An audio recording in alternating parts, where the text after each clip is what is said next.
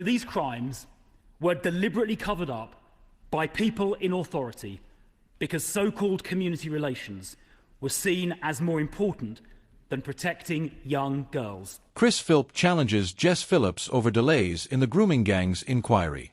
Okay, this was not your typical debate. Philp, Conservative MP and former minister, went straight for Labour's Jess Phillips in a heated exchange that's now dominating headlines. And the issue? One of the most sensitive and controversial in British politics, the ongoing inquiry into grooming gangs and why it has faced repeated delays. This wasn't a polite disagreement, it was tense, emotional, and at moments, painfully raw. Philp didn't hold back. He demanded answers. And Jess Phillips, known for her outspoken, passionate style, was left trying to balance empathy with defense of Labour's handling of the matter. The clash struck a nerve. And the public reaction proves it. So, let's unpack what happened. The confrontation took place during a televised discussion, one that was meant to update the public on progress around the inquiry. Families of victims, campaigners, and journalists have been waiting for clarity for years now. Philp took the floor first, and his tone was sharp from the start.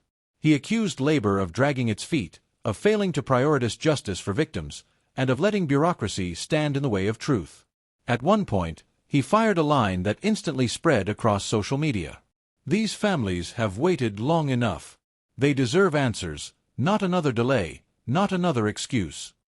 That line hit hard. The audience, both in the studio and online, felt the weight of it. Jess Phillips, however, wasn't about to let that stand unchallenged. She hit back, saying the government itself has played a role in past delays, pointing to years of underfunding, mismanagement, and political point-scoring that has slowed the process. Her voice cracked at moments as she stressed the importance of getting it right, not rushing, not politicizing. She said, "This inquiry is about victims, not about who can shout the loudest in Parliament. If we don't get it right, we fail them again."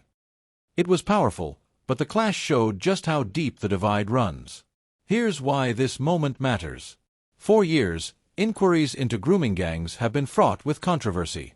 Questions about why authorities didn't act sooner, why victims were ignored, why the system failed them again and again. And now, with yet another delay, frustration has boiled over. Philp tapped directly into that frustration. He gave voice to the anger many feel that justice delayed is justice denied. But Phillips, in her defense, raised a crucial point: inquiries of this magnitude are complex, and rushing them could risk more mistakes. That's the tension. Speed versus accuracy. Emotion versus process. Public reaction. Explosive. On Twitter, one user wrote, "Finally, someone saying what we've all been thinking, this has gone on too long. Well done, Philp." Another countered, "Jess Phillips is right. Victims don't need more political theater, they need real answers, thorough and unshakable." TikTok clips of the exchange are already clocking thousands of views. One caption read, "Philp grills Phillips on inquiry delay," while another trended under "Justice delayed again." Journalists weighed in quickly. A political columnist noted, "Philp spoke for the angry, grieving families tonight. Jess Phillips reminded us of the responsibility not to let anger cloud due process."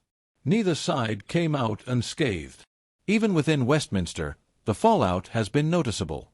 Some Conservatives praised Philp for refusing to soften his tone. One senior Tory reportedly told a broadcaster, "Chris said what needed to be said. Enough is enough. People are tired of excuses." Labour figures, however, stood firmly behind Jess Phillips.